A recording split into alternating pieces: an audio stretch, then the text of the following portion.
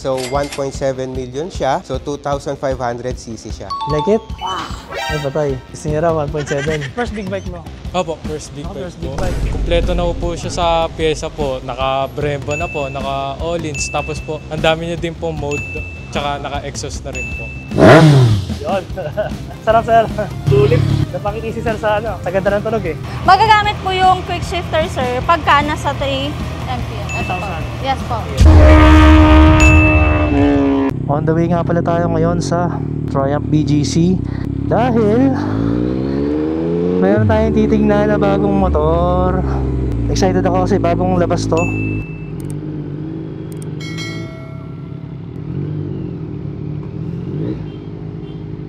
Pwede sa loob.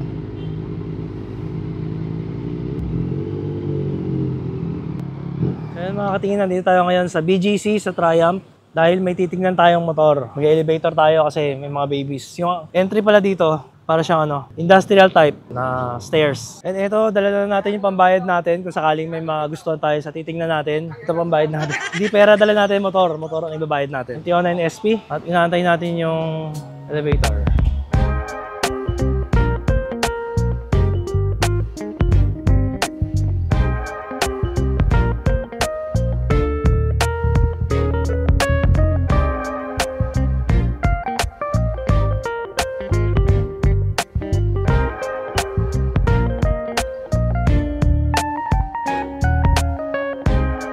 Pagka-start po, sir, may 5K po siya since itetested po lahat ng mga unit namin before releasing. To make sure din po, condition yung unit po. Ito, sir, is pagka-start po siya, dapat po naka-start engine. So, pagka-start siya, sir, same lang din po, clutch. Pagka yung mga modes, sir, kasi ito, may 3 riding modes. Rain, road, and sports mode. May quick shifter siya, sir. Ito, which is kasi sa 2025 model, may quick shifter and then other sports mode. Magagamit po yung quick shifter, sir, pagka nasa 3 mpm. Ito po. 1,000. Yes po. And then, ito, sir, yung signal light. Yan. Umiila naman po. Then sa left po. And then, hazard, sir. Pag nakapark. Tapos po, sir, note lang po pala, pagka ipapark, sir, huwag niyo po sagadin. Kasi po, pagka isasagad po yan, sir, nag-open po siya, which is malulobat po yung unit. Kasi ilaw po yun. Oo nga, parang ano siya? Oo, yes po. Yung pang, ang Emergency. gamit yun po yun, sir, pagka nakapark po kayo sa Mandiling, sis, para po, pag sa malayo, makikita yung unit niyo. Galing. Pang emergency na, ang tawag. Yes po, yun po. And then, yung gas naman din po nito, sir, octane lang po, 91 to 95. And then, ang nandito po, sir, is 95 octane. Tapos yung warranty po niyan, ilang years po warranty? 2 years po. 2 years warranty. Paano pag nagpalit ako ng muffler, okay lang? Di ma-avoid yung warranty? Wala lang pong gagalawin sa wiring, sir. Pero as much as possible, kung pwede naman po, dito na lang po para safety na hindi pa ng warranty. Kung ano lang, slip on, parang dugtong lang, hindi na mawawala yung warranty ng makina. Basta wala lang pong gagalawin sa wiring po. Accessories, din si sir, ito, slider, and then engine door.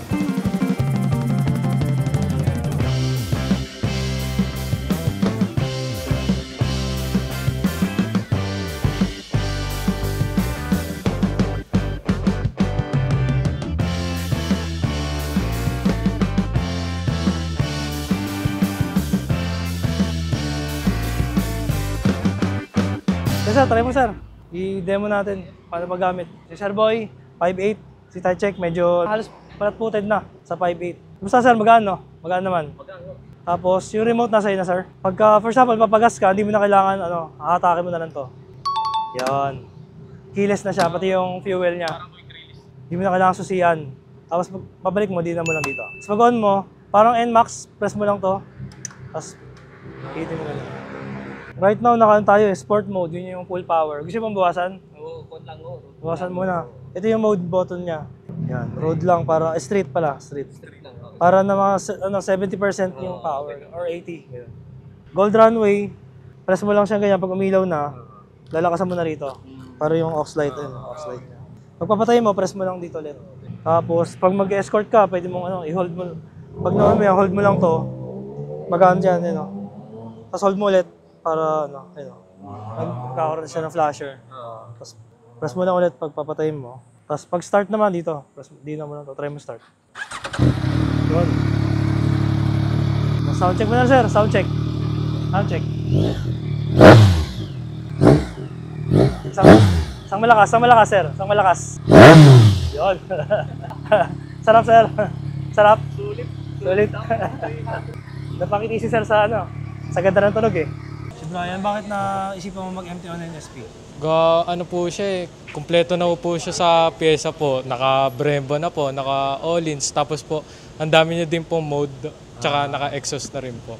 Yung complete package na. Apo, maganda po siya. Okay. So hinahinay lang sa ano, pagdadrive. Apo. Tapos first big bike mo. Opo, first big bike First po. big bike. So pag may time ka, mag-ano ka, enroll ka sa mga riding school para ma-handle mo talaga ng maganda yung, kumbaga ma-maximize mo yung power niya. Para safe ka kasi talagang ano, hindi biro yung power niya eh. Opo, nakita ko nga din po sa vlog niyo po. Yun nga, kada piga ako, napapasigaw ako eh. Opo. Para ka nasa roller coaster pag kada piga. Tsaka ano, riding gear kailangan. Opo. Congrats, tol. Thank you po. Congrats. Thank you po, Sir Kenji.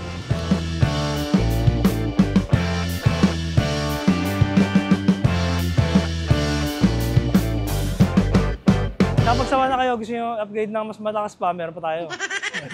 Ayun, kasama natin si Sir Ron of Triumph BGC. Yes, good morning. So start po tayo dito sa Speed 400 natin. Ito po yung for beginners natin. Usually na ino-offer namin, Speed 400 for 299,000. So ang gusto ng mga tao dito kasi, lightweight siya. Bukod doon, yung fuel niya, matipid siya. And isa sa paborito rin ng mga tao sa amin, bestseller namin, is Scrambler 400X. So yung price niya, affordable din. Lever guard, may screen siya, may ano na siya, radiator guard, and mas higher, and yung magulong niya, mas malalaki. So dinesign talaga siya na pang off-road. Ito kasi pang roadster natin eh, pang daily ride. Ito naman yung mga Bonneville natin. So ito yung Triumph Bobber Bonneville. So isa siya sa cruiser type natin. Ang price niya is 1,075,000. So ideal siya sa mga sa height ng mga Pinoy. Pinoy friendly talaga siya. And then ito naman yung Traxton RS natin. So isa siya sa cafe racer ng Triumph. Ang price niya is 1,380,000. Ito namang unit na to, Speed Twin RS 1200. So ito is 2025 model siya. So meron na siyang quick shifter. Kung ano yung meron sa mga modern bikes natin, meron na siya. 1,125,000 po siya. Ito naman is Scrambler 900. So 830. So kung mapapansin nyo, medyo low seat height siya. Kasi dinesign siya para sa seat height ng mga Asian. So ito ang sport touring natin, si Tiger 660. Ang price niya is 566,000. So 2025 model to. So kung ano yung naging upgrades niya kay Trident, may sport mode na rin siya, may cruiser, and quick shifter, auto blip meron na rin siya. And this one naman, yung mga nag-aanap ng talagang off-road, Scrambler 1200 XE, 1,115,000. So kung mapapansin mo, talagang tinaasan yung seat height niya para sa mga hardcore na off-roaders natin. Ito naman Tiger 900 Rally Pro. So ito naman yung mahilig sa adventure na talagang hardcore. So ginawa na siyang spoke wheels siya and mas higher seat height niya. So ang price niya ngayon is 930,000 po. Ito naman sa mga gentleman's ride, yung mahilig sa mga classic. So Bonneville T120 at 920,000. Ito naman is isa sa mga cruiser type namin. So 1.7 million siya. So 2,500cc siya. So this one po is a Street Triple RS. 857,000 siya. So ang gusto ng mga tao dito is very lightweight siya. Given na 765cc siya, pero wet weight niya is 188 kilograms lang siya. So ito naman yung R version. Ang difference niya po is na ito is colored TFT, ito hindi pa po. Ito is naka-bar end na, ito hindi pa. Siya meron na siyang araro dito, ito wala pa. And ito, naka-all-ins na. At meron na siyang seat cowl. Pero pag binili po natin siya, may free na po siyang pang OBR. Ito naman yung sports bike namin, Daytona 660. So, ang current price niya is 549,000 to 555,000. Depende po sa color niya. So, ngayon sa 2025, ang nabago natin, unang-una yung colorway. And then, nagkaroon po tayo ng cruise control. Nagkaroon tayo ng sport mode. And at the same time, nagkaroon po tayo ng quick shifter. May auto blip na rin siya. So, kung bibili nyo siya, 26,000 ang halaga niya. Pero for 2025, in-add siya without changing the price. So as of now, 524,000 pa rin po tayo. Meron po tayong red, blue, cosmic yellow, and black. Yes, ito yung Tiger Sport 800. Yung kanina pinakita natin is 2025 na 660. Ito naman yung big brother niya, 800cc. So kung ano po yung specs na meron si Tiger 660, meron siya pero at a higher cc po. Yes, same design. Mas Ito, malapad Tiger. lang ng konti. Lumapad. Bago na rin yung seat niya, nilaparan. Ito sir, parang nabago. Yes sir, nagkaroon po na itong dagdag. Ito ang introductory price nito is 699,000. Nagbabago lang price niya depende sa colorway na mapipili na. Pag kailangan nyo po ng bike sir, punta lang po kayo sa Triumph BGC. Hanapin nyo lang po ako, Ron Franco. And ang number ko po is 0966-190-3210. Check tayo sa Speed 400 para sa mga beginner. So medyo mataas na siya, para na siyang scrambler talaga. Ito pa lang yung base model ng Speed 400. Talagang tiptoe tayo sa kanya. Kapal kasi ng foam, mapuan. Tapos tayo naman natin dito sa talagang scrambler 400X. Abot ba natin to? Ayun, abot naman. So, ang difference na sa seat height, mga almost 1 inch yung difference. Pero ang ganda nito. Sarap na ito pang pambundok. Ang gaan eh. So kung nabibigatan ka sa 450 MT, ito, ang ganda na ito pang bundok. Sa bobber naman, ito yung mga para mga rebel, ganyan. Baba. Tsaka ang ganda ng upuan niya. Parang pang bike yung upuan. Sigurado abot na abot. Tsaka hindi siya ganun kabigat. No? Ito yung ito mataas to. Pang 1200 XE. Parang hindi ko nga ito abot ng 2 paa. Try natin. Kasi nagkaroon kami na itong display sa garahe. Tinry ko Hindi ko abot Ayun Hindi ko abot. Isang paa lang. Abot kasi isang paa. Kabila, hindi ko naabot. Taas. Ayun. Parang ako lumulutang Kailangan to nasa mga 5'10 pataas. Hindi sa atin pwede ito. About itong isa, Tiger 900 naman. Yung dating Tiger 900, abot ko Ewan ko lang dito. Yung abot ko. Ay, abot natin. Pero lang, ganoon pa rin. Isang paa lang. Pero mas magaan to, kumpara mo dito sa 1200. Pero sarap gamitin na ito. Top of the line. Lahat na ng mga high-end specs dito.